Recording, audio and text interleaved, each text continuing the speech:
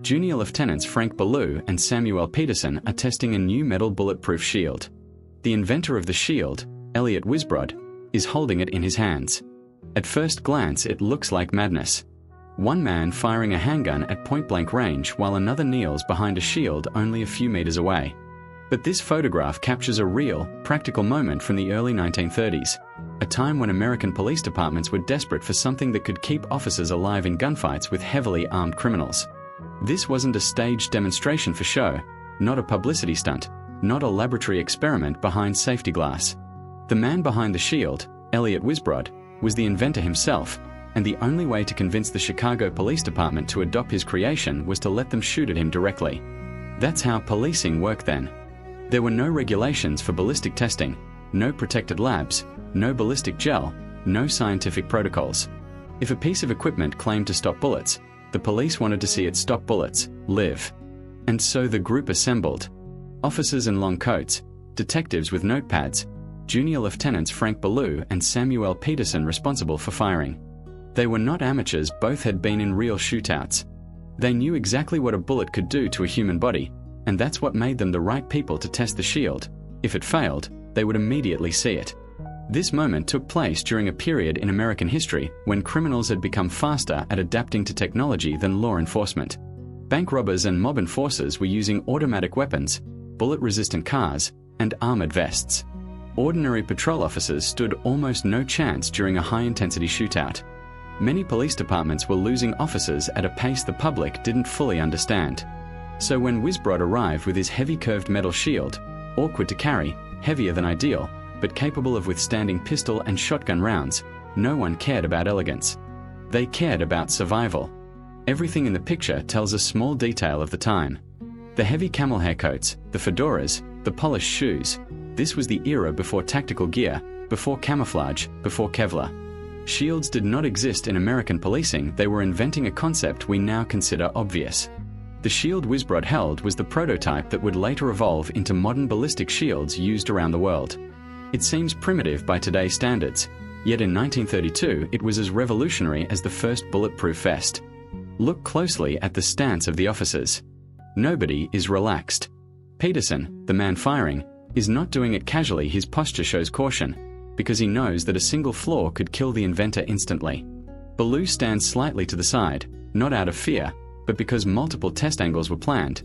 They needed to see whether bullets would ricochet sideways or deform unpredictably. Behind them, the uniformed officers are studying every strike of the bullet, memorizing how the shield behaves under impact. Some of those observing men would later lead tactical units, training others how to survive gunfire using equipment that didn't exist the year before.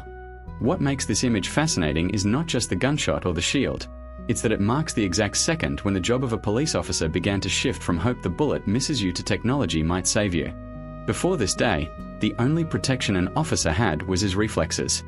After this day, the idea of defensive police equipment became realistic. The shield didn't become mass-produced immediately. Many police chiefs doubted whether departments could afford it during the Great Depression. Some thought it would make officers too bold. But eventually, the undeniable evidence from tests like this one spread to other cities. Detroit, St. Louis, New York. SWAT teams would not appear for decades, but the foundations are here. The idea that in a gunfight, survival should not be left entirely to luck. The photo immortalizes a tiny chapter of innovation that history doesn't celebrate often. Everyone remembers gangsters, crime bosses, and shootouts, but few remember the ordinary inventors and officers searching for a way to stay alive in a world full of rapid technological violence. When Wisbrod stepped out from behind the shield after surviving the test, he didn't just prove his invention worked. He forced the policing world to rethink its future. This picture isn't about danger. It's about evolution. It shows the moment when American law enforcement stopped being reactive and started fighting to stay technologically equal with the criminals they faced. Everything that exists today, riot shields, SWAT armor, tactical gear, traces back to someone brave enough to stand behind a prototype and say, shoot. Coroner Herman N. Bunderson, Wright, and Lieutenant Colonel C.H. Goddard examined the submachine guns believed to have been used in the St. Valentine's Day massacre, in which 7 men connected to organized crime were shot in a Chicago garage.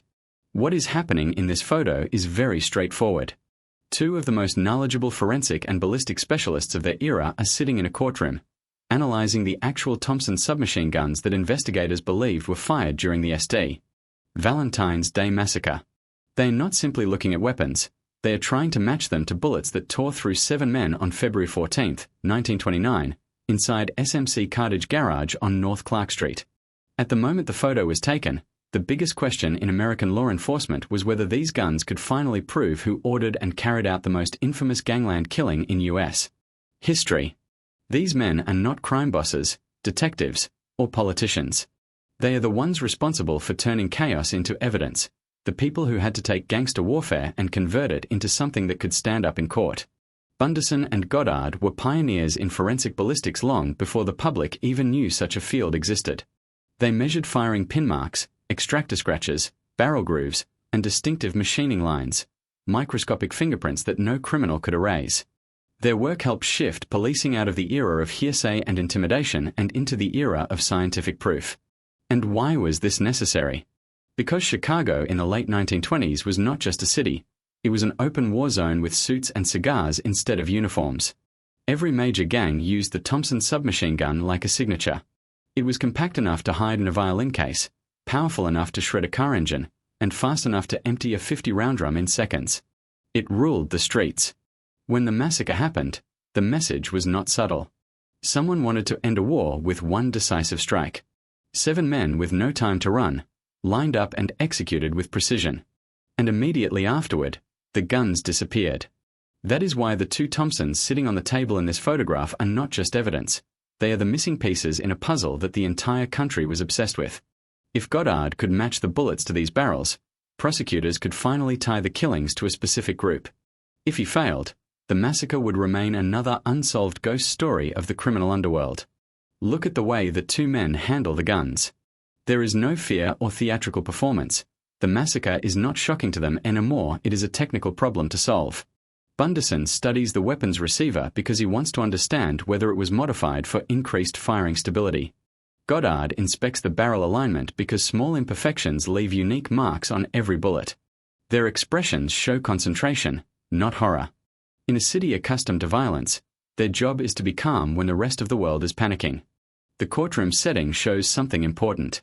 These guns are not being tested in a lab, they are being prepared as evidence.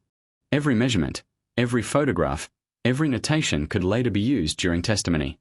For the first time in American criminal justice, science was beginning to overpower intimidation. Before this era, gangsters escaped prosecution not because they were innocent, but because witnesses were too afraid to speak. Now, a bullet could speak for itself. And this moment changed more than people realized. The Valentine's Day investigation laid the foundation for modern forensic ballistics. Evidence that came from metal, not human memory. It pushed the police to track weapons across state borders, to monitor serial numbers, to study machining patterns, things that are standard today but revolutionary at the time. Suddenly, criminals couldn't just destroy a gun and erase a case. Investigators learn how to trace weapons through time, ownership, and geography. The irony is that history remembers the massacre, the gangs, the names, the blood. But the true turning point, the one captured in this photo, is not the shooting. It is this quiet moment in a dusty courtroom when experts studied cold metal on a wooden table and silently rewrote the future of crime solving. Bunderson and Goddard were not trying to make headlines, they were trying to make convictions possible. This picture represents not violence, but evolution, the moment when organized crime forced law enforcement to become smarter instead of simply louder. The submachine gun ruled the streets, but forensic science was preparing its counterattack. From that point on, criminals could run, intimidate, and destroy evidence, but every bullet they fired would leave a trail. And the men in this photograph were the ones who figured out how to follow it. Mary Vaznik, a 34-year-old mother from Poland, became the first woman in Illinois to be convicted for selling lethal moonshine. The liquor she made at home and sold from her improvised saloon caused the death of one man, and the press labeled her Moonshine Mary. The situation in this photograph is not staged and not symbolic. It is exactly what it looks like. Mary Vaznik, sitting in a courtroom moments before sentencing, hands folded in her lap, waiting to hear whether the state of Illinois will make an example of her. She isn't a bootlegging boss, not part of organized crime, not tied to gangsters with cigars and Thompson guns. She is one of the thousands of immigrant women who were pushed into the illegal liquor trade during Prohibition, but she became the first in Illinois to stand trial for a death linked directly to homemade alcohol. That alone made her case historic. During the Prohibition era, 1920-1933, the United States attempted to eliminate alcohol by banning its sale and production. What actually happened was the opposite. Liquor became more available than before, only now it flowed through illegal distilleries, gang networks, and improvised home operations. While men dominated large-scale bootlegging, women quietly created one of the most widespread black market systems in the country, selling whiskey, gin, and moonshine from kitchens and living rooms. For many immigrants, it was the only way to survive economically. The law didn't see desperation, it saw crime. Mary Vasnick's home in Chicago's immigrant district was one of dozens where neighbors came to drink behind closed curtains. People worked 12-hour shifts in factories and wanted a place to forget reality for a while. But not all moonshine was safe. To increase profits, some distillers mixed in industrial alcohol, antifreeze, methanol, or chemical cleaners. The results were blindness, paralysis, brain damage, and in this case, death. When one of Mary's regular customers collapsed after drinking her batch, everything changed instantly. Police raids on women selling liquor were rare before this case, but once the victim died, authorities moved quickly. They weren't just arresting a woman, they were looking to send a message to the entire city. The press sensationalized the story immediately. Headlines had little interest in nuance. To reporters, this wasn't a struggling immigrant mother trying to survive during the Great Depression. It was a woman bartender, a bootlegger, a criminal hostess running a saloon in her home. Newspapers needed contrast to sell copies. Gangsters like Al Capone were menacing, but a woman selling lethal moonshine, that shock factor made the public pay attention. And so the nickname appeared. Moonshine Mary. A label the court did not use, but the public did. Look at Mary's posture in the photograph. She is not in handcuffs, but she sits in the defendant's chair like someone who knows her future has already been decided. The man next to her, likely her attorney, is turned slightly away, not out of disrespect, but because in that era, legal defense for poor immigrants had little chance of overturning public outrage. Mary rarely spoke English and relied on translators. Her silence in the courtroom wasn't defiance, it was helplessness. Her conviction marked a turning point. It was the first time Illinois treated a bootlegging death as violent manslaughter, even without direct intent. From that moment on, deaths connected to bad alcohol became criminal cases rather than medical incidents. Hundreds of small-scale sellers, mostly immigrants, would be arrested in the following years. Mary's case became a blueprint for prosecution. The irony of this moment is that while the government targeted small operators like Mary Vasnick, large bootlegging empires run by organized crime continued growing untouched. The murder rate soared, gang wars escalated, machine guns echoed through cities. Yet the courtroom in this picture shows the state making its own kind of victory by convicting a poor mother who never carried a gun and never meant to kill anyone. Mary Vasnick was sentenced, served her time, and then disappeared from the public record, but this courtroom photo is what preserved her story. Not because she was dangerous, but because she was a symbol of how brutal and contradictory Prohibition became. Ordinary people criminalized while real criminals thrived, families torn apart by a law that demanded purity in a world that could not supply it. This image is more than a woman on trial. It is a snapshot of an era where survival and illegality blurred until nobody could tell where one ended and the other began. Joseph Schuster, center, a recently paroled offender, stands before the police. Robbery victims identified Schuster as the gunman who killed Officer Arthur Sullivan while the officer was off duty. The situation on the photo is direct and unmistakable. The man in the middle, Joseph Schuster, has just been identified as the shooter who gunned down a police officer during what should have been a simple robbery. He's no longer being processed, no longer questioned. This is the moment right before the legal machine begins to crush him. He stands handcuffed to two other men, locked in a human chain, not because they are equal suspects, but because the department wants everyone to see him in restraint. This image is not taken for a newspaper headline. It is evidence, intimidation, and public message all at once. Chicago in the early 1930s didn't forgive the killing of police officers. During this era of gang warfare and robberies, criminals shot each other regularly, but when a bullet hit a cop, especially outside working hours, the entire department turned into a hunting unit. The killing of Officer Arthur Sullivan made national attention not because Sullivan was famous, but because he represented something symbolic. The growing danger criminals posed not only to the streets, but to the people sworn to protect them. The fact that he was off duty made the public even angrier, the idea that simply living your life could cost you everything. Schuster, recently paroled at the time, knew exactly how the system worked. He had just been released early from prison under the belief that he could reintegrate. For the parole board, his case was one of thousands. They had no crystal ball to predict whether someone would repeat a crime. The Great Depression was pushing people to desperate acts, and prisons were overcrowded, so early releases were increasingly common. But in a city that measured justice through revenge rather than rehabilitation, the moment a parolee committed a violent crime, the system shifted from social correction to public outrage. That is why the lineup in this photograph is not done behind closed doors. It's performed in a room designed to remind the press, the public, and politicians that the police were striking back. Schuster does not look down, does not look at his feet, and he certainly doesn't look like someone ready to beg for mercy. He stands stiff, coat perfectly buttoned, fedora pulled low, not because he is proud, but because criminals in this era were taught that weakness could be used against them in interrogation rooms and courtrooms. Showing no fear was a survival tool. It's important to understand how identifications worked at the time. There were no DNA tests, no surveillance cameras, no digital databases. Eyewitness identification was the golden standard, even though it was notoriously unreliable. Victims and witnesses identified Schuster as the gunman. Was it memory? Was it fear? Was it pressure to give the police the answer they wanted? In the eyes of the justice system in 1931, it didn't matter. Once several witnesses pointed a finger, a suspect was as good as convicted. Schuster's background only made things worse. A man recently paroled, now accused of killing a police officer, that was enough to wipe out any presumption of innocence. It didn't help that criminals at the time often wore the same coats, hats, and collars, creating confusion that prosecutors ignored and defense attorneys struggled to untangle. Schuster, who had already spent part of his life behind bars, was now facing a reality where the trial was more of a formality than a question. Look at the height chart behind him. Those black measurement lines played a key role in building visual evidence.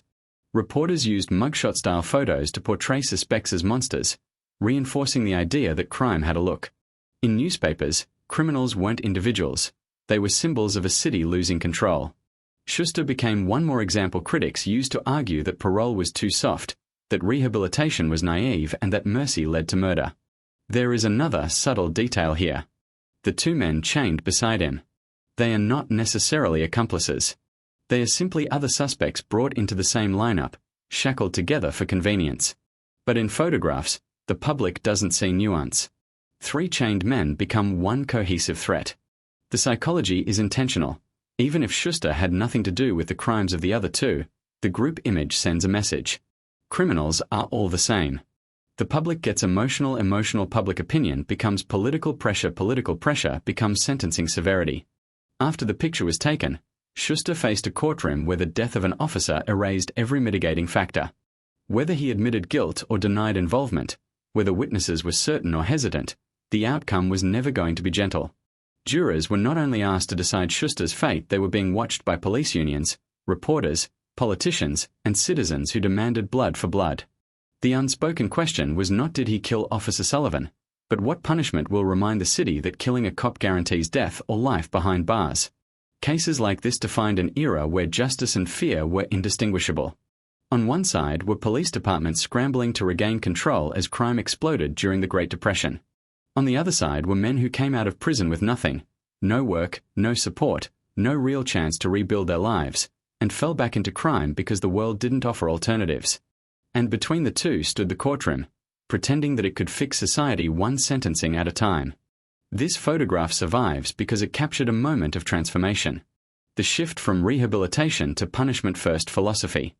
After cases like Schuster's, parole boards across the country tightened their standards dramatically. Newspapers demanded longer sentences, judges became harsher, and for decades, early release became politically toxic. A single man in cuffs, standing tall and silent, changed the direction of law enforcement policy far more than he ever understood. When people today look at this picture, they see a suspect in lineup. But what the picture truly represents is a turning point in American criminal justice, the moment when society decided that fear outweighed second chances.